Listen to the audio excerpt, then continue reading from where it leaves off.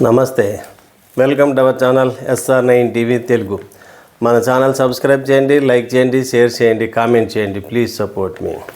ఆంధ్రప్రదేశ్ ప్రభుత్వం నిన్న అసెంబ్లీలో బడ్జెట్ని ప్రవేశపెట్టింది.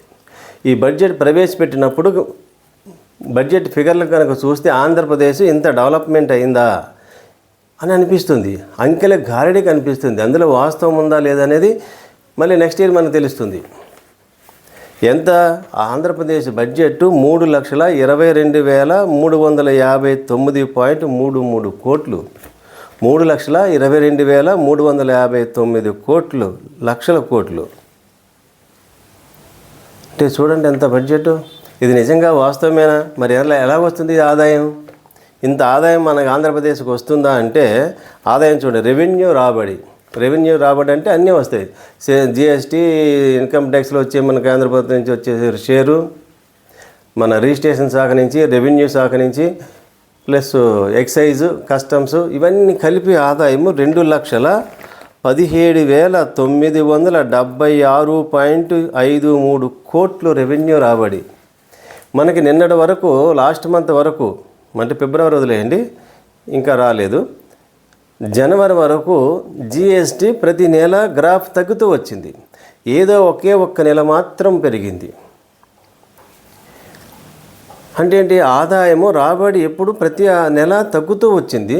కానీ ఆదాయం ఫిగర్లు చూస్తే 2,17,976.53 కోట్లు ఇచ్చారు ఆదాయం. అప్పు మాత్రం 103,656.50 కోట్లు అప్పు తెచ్చుకోవాలి. అంటే 3,22,359.33 కోట్ల ఖర్చుని మనం పెట్టాలి అంటే ఆదాయం అంత వస్తుంది. బడ్జెట్ అని కేటాయించినప్పుడు అందులో ఆదాయము 2,17,976.53 కోట్లు అయితే అప్పు 103,656.5 కోట్లు అప్పు చేస్తాము.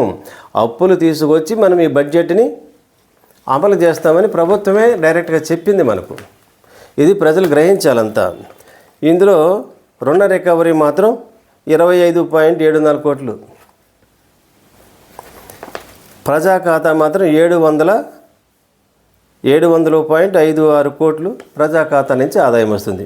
ఆదాయం మాత్రం గ్యారంటీ లేదు అంత వస్తుందని. అప్పు అయితే మాత్రం ఖచ్చితంగా 103,000 కోట్లు అయితే చేస్తారు. ఆల్రెడీ ఇప్పుడు 24-25 బడ్జెట్లో అప్పు ఎంత చూపించారో కానీ 135,000 కోట్లు ఏ విధంగా చేసినా సరే, ఏ రూపంలో చేసినా అప్పులు అయితే 135,000 కోట్లు అయితే అప్పు చేసేసారట. కానీ ఈ సంవత్సరము 25-26 సంవత్సరానికి అప్పులు మాత్రం తక్కువ తెస్తారు. ఇప్పుడు 135,000 కోట్లు తెచ్చారు. ఇప్పుడు మాత్రం 103,656 మాత్రమే చూపించారు. మరి అప్పు తగ్గిస్తే మాత్రం మంచిదే. ఈ కేటాయింపులు ఎలాగున్నాయి? మూలధన వ్యయం అంటే చంద్రబాబు నాయుడు గారు చెప్తారు కదా, సంపద సృష్టి, క్యాపిటల్ ఇన్వెస్ట్మెంట్. మూలధనం ఏమంటే క్యాపిటల్ ఇన్వెస్ట్మెంట్. ఇది ప్రతి రాష్ట్రము చేయాల్సిందే. ప్రతి సంవత్సరము మూలధనం ఏమనేది ఖచ్చితంగా ప్రతి రాష్ట్రాలు, ప్రతి మన దేశం కూడా చేయాల్సిందే. అది మాత్రం 40,635 కోట్లు మాత్రమే పెట్టారు. ఎంత? 3,22,359 కోట్లు బడ్జెట్ అయితే అందులో క్యాపిటల్ ఇన్వెస్ట్మెంట్ 40,635 కోట్లు. అంటే ఎంత? 8.5%, 15% అండి. 15% వరకు ఖర్చు పెడుతున్నారు. 12 to 13% ఏదో ఖర్చు పెడుతున్నారు. 13%, కేవలం 13%. అప్పు చేసేది మాత్రం 103,000 కోట్లు అప్పు చేస్తే క్యాపిటల్ వ్యయం మాత్రం 40,635 కోట్లు మాత్రమే చేస్తున్నారు.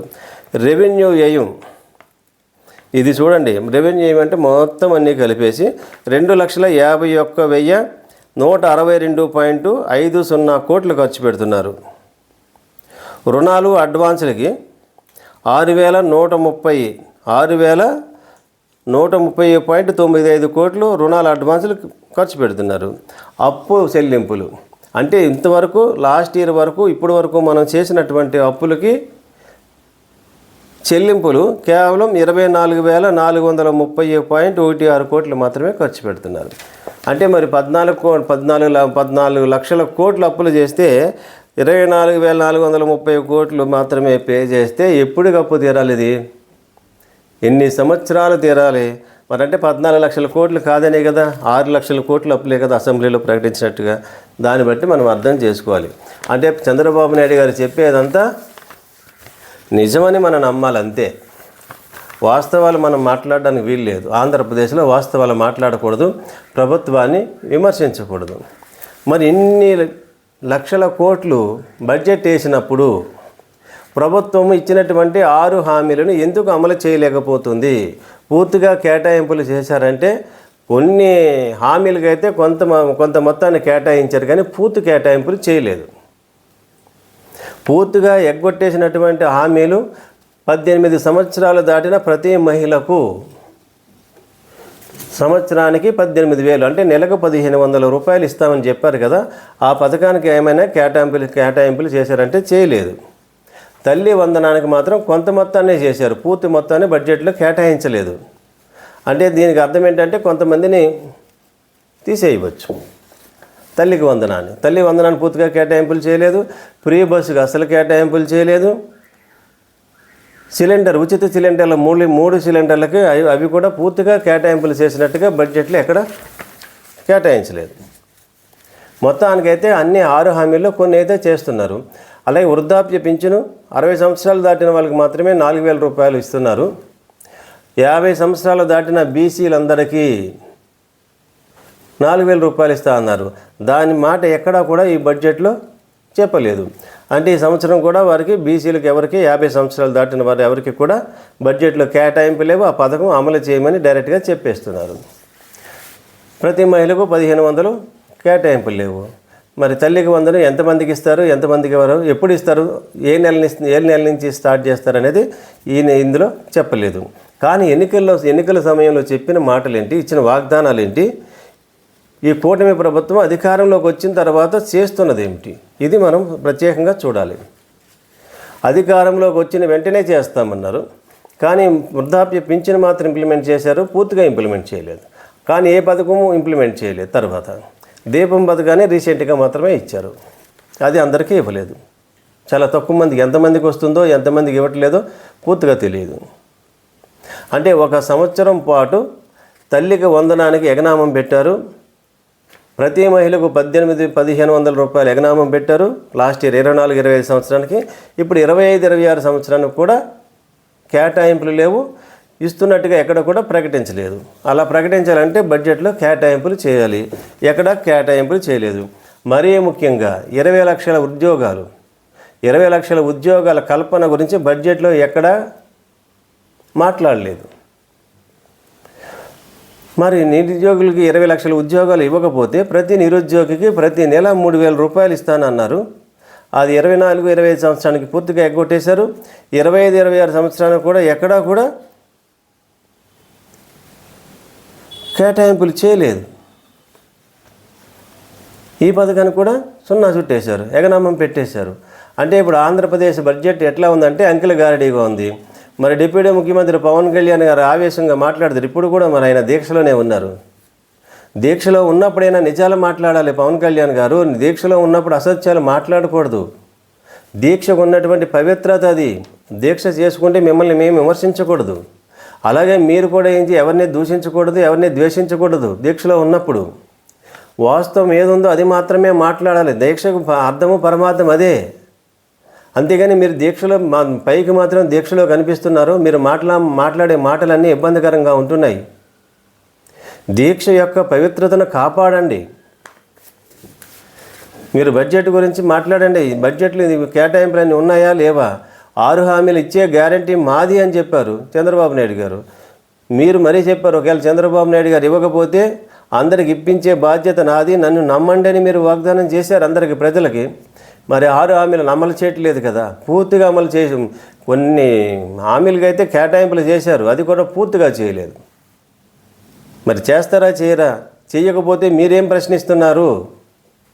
రెడ్ బుక్ రాజ్యాంగాన్ని అమలు చేయడానికి ఎంత ఇంట్రెస్ట్ చూపిస్తుందో ఈ ప్రభుత్వము, కానీ అధికారంలో రావడానికి కారణమైనటువంటి 6 హామీలను అమలు చేయడంలో ఎక్కడ పూర్తిగా ప్రయత్నం చేయట్లేదు.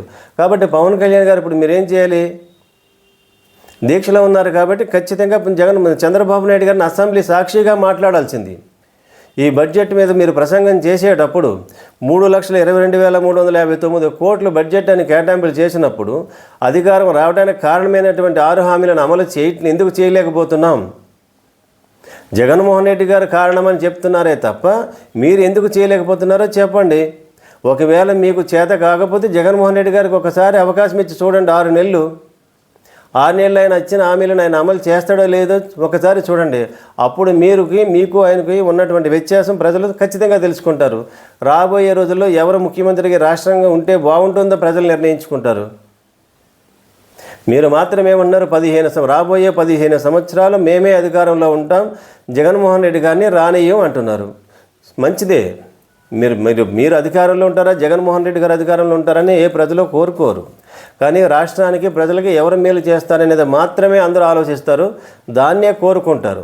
మీరిచ్చిన 6 హామీలను అమలు చేస్తారా, చేయలేరా? రాష్ట్రాన్ని అప్పులు లేని రాష్ట్రంగా చేస్తారా, చేయలేరా? రాష్ట్రాన్ని అభివృద్ధి పథంలో నడిపించగలరా, లేరా?